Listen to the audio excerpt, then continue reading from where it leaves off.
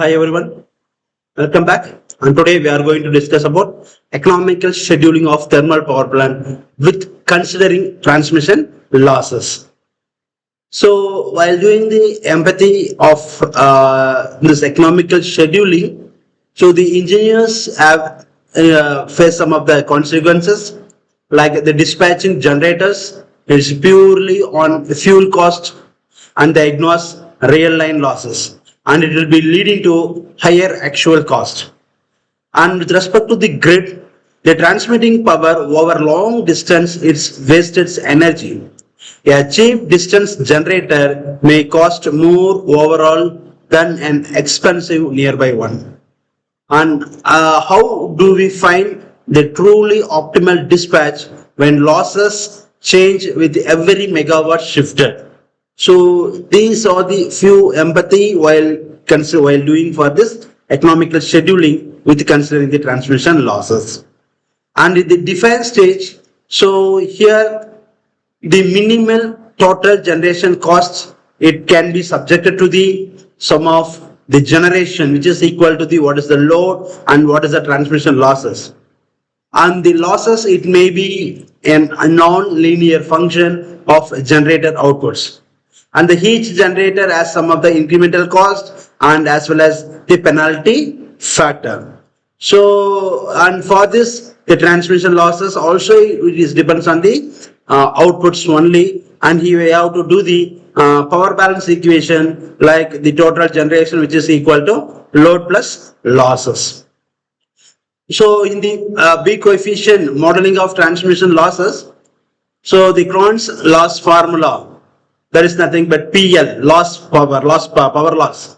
P for power, L for loss. Power loss is equal to summation I is equal to 1 to N, summation J is equal to 1 to N, PI, BI, BJ plus summation I is equal to 1 to N, BOI, PI plus BOO. So this is a formula to determine the modeling of transmission losses. So here the B coefficient is which is used to pre-calculate from the network data, and it will be assumed constant for given loading conditions. Here the Bij is nothing but a mutual loss coefficient across coupling between one generator to another generator. And the BOI is nothing but self-loss coefficient, the individual generator contribution to losses. And BOO, it is nothing but a constant loss term independent of generated outputs. So in the ideal stage, so first of all, we have to do an incremental transmission losses. That is nothing but an rate of change of total losses. It is also always with respect to the generator output. And the next one, penalty factor. So the penalty factor is equal to 1 divided by 1 minus dou PL by dou PI. So here which is used to amplify the incremental cost to account for losses. And we have to use the coordination equation in order to determine the lambda value for all the possible generators. And the lambda system, the Lagrange multiplier representing the system marginal cost at optimal dispatch. So this is the coordination equation with respect to deep dive. So this is in mathematical form. So this replaces a simple equal incremental cost rule when losses are present. So here the generator far from load, high incremental transmission losses, and the penalty factor is also high. If the penalty factor is greater than 1, the generator is penalized for causing more losses. So what is the optimal effective incremental cost equal across all units? And in the design thinking stage, by using the lambda iteration with considering the losses, so here initially we have to find out the lambda value, and after that we have to compute the power generation from the all units, that is nothing but PI, and next we have to calculate the transmission losses, that is nothing but in power loss, and we have to check the balance, power balance, that is nothing but then generation, which is equal to demand plus losses. According to the power balance equation, we can able to adjust the lambda. So this is nothing but a lambda iterative method with considering the losses.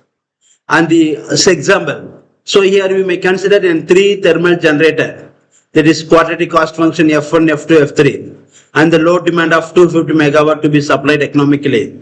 So for this, you have to formulate B matrix, and you can compute the power loss and iterative for lambdas also. So the penalty factor calculation, it can be done by the step-by-step process. First of all, we have to compute the incremental transmission losses by using the formula, and second, by using the formula, we have to compute the penalty factor, and we can update the generator outputs based on the penalty factor. So it should meet out the power balance equations. And this is a real-time, real-world applications, like it can be used for load dispatch center, energy management system, grid scheduling, and for electricity market bidding. So this is mind map. So optimally, we have to coordinate the equation and penalty factor. So for this, we have to use the lambda iteration method with the convergence checks, and the coefficients, everything can be determined, and it can be used for energy management system and NLMP, etc. So this is a curative challenge. If a generator has very high penalty factor, which is very greater than 1, it should generate more or less than its economic rate, and why? So if you know the answer, just to put in the comment section. And this is another assessment. What is the coordination equation for optimal dispatch with the losses? If you know the answer, just comment in the comment section. And these are the few textbook and reference books for this topic. Thank you.